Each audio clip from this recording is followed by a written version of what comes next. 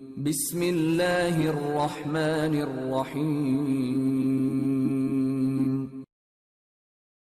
اس کو بڑی دقت سے اٹھایا گیا، لانے کی کوشش کی گئی، لیکن وہ آگے بڑھنے کے لیے تیار ہی نہیں تھا۔ یہ سارا کا سارا منظر اللہ کے رسول کے پاس گیا، اللہ کے رسول سے یا کر ان کی بیوی نے ساری باتوں کو سارے قصے کو بیان کیا۔ اللہ کے رسول نے فرمایا کہ انہوں نے جاتے وقت کچھ کہا تھا؟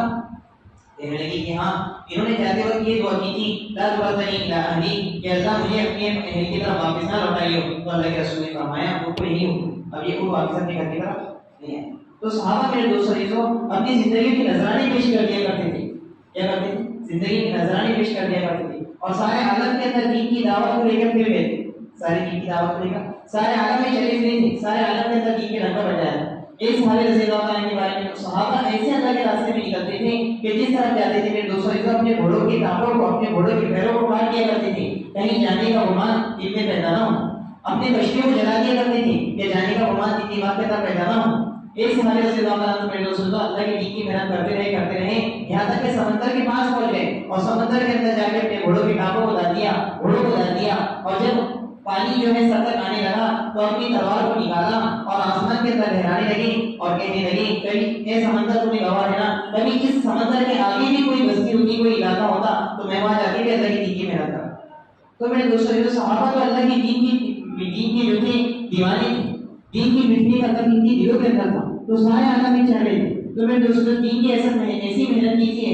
تھی کہ عمر بن عبد العزیز رحمۃ اللہ علیہ کا جب دور آیا تو دور خلافت کے اندر بڑے جلیل القدر بادشاہ گزرے ہیں، دین کی محنت کے اندر بڑے لگے ہوئے تھے، سارے اپنے ساتھیوں کو جمع کیا، سارے وزیران کو جمع کیا، علماء کرام کو جمع کیا، اور سارے دنیا کے نقشے کو ایک جگہ لا کے جمع رکھا اور کہنے لگے کہ ایسی جگہ تلاش کرو جہاں پر اللہ کی دین نہیں پہنچا، جہاں اللہ کا دین نہیں پہنچا، ایسی جگہ کو تلاش کرو۔ جب دیکھنے لگے تو بڑا کئی دن تک تو پہلے نقشہ دیکھا گیا، ڈھونڈا گیا، تو دیکھنے کے بعد معلوم پڑا کہ ایسی ایک تعاون ملا کہ جہاں پر ایسا ان کے گمان میں تھا کہ یہاں پر دین نہ پہنچا،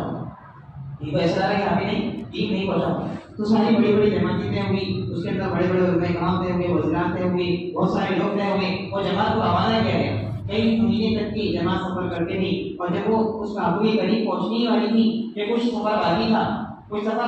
رات کا کچھ حصہ باقی تھا، انہوں نے کہا کہ چلو یہاں پہ رات میں آرام کر لیتے اور صبح جا کے خود دین کی جگہ کی دعوت دی کہ رات میں آرام کر ہی رہے تھے۔ فجر کا وقت جیسے ہوا تو وہاں سے اذان کی آوازیں آنا شروع ہوئی، وہاں سے اذان کی آوازیں آنا شروع ہوئی، تو سارے کے سارے لوگ ایک دم ہکے بکے رہ گئے اور اٹھے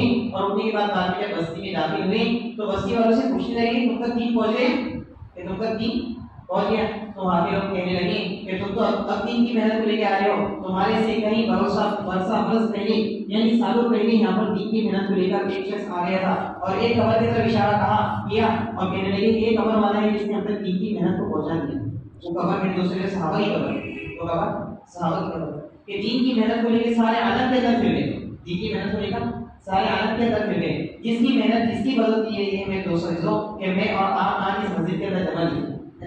کبھی میرے دوستوں جو صحابہ کی محنت نہ کرتے تو مکہ مدینہ تک کی دین محدود رہ جاتا اور میرے اور آپ تک جان کی نہیں پہنچ سکتا، لیکن صحابہ ہر حال میں ہر وقت میں کسی بھی حال کے اندر اللہ کے دین کی محنت نہیں کی۔ جب اللہ کے رسول نے آخری خطبے کے اندر فرمایا انا خاتم النبیین لا نبی کے بعدی، کہ میں آخری نبی ہوں، میرے بعد کوئی نبی نہیں آنے والا، تو میرے دوستوں جو صحابہ کی چیخیں نکل گئی، صحابہ کیا ہوئی؟ چیخیں نکل گئی، لیکن اس وقت میں بھی ایسے حالت کے اندر نہیں کہ اب اللہ کے رسول کے بعد کوئی رسول نہیں آنے والے اور اللہ کے رسول سے ملنا ہمارا آخری ملنا ہے، یہ ساری باتیں ہونے کے بعد بھی اب جدھر رخ تھی صحابہ کے ادھر نکل گئے، کیا ہوئی؟ جدھر رخ تھی سارا کا سارا مجمع جمع تھا، لیکن جدھر رخ تھا ادھر آگے بڑھ گئے اور اللہ کی دین کی محنت کے لیے سارے عالم کے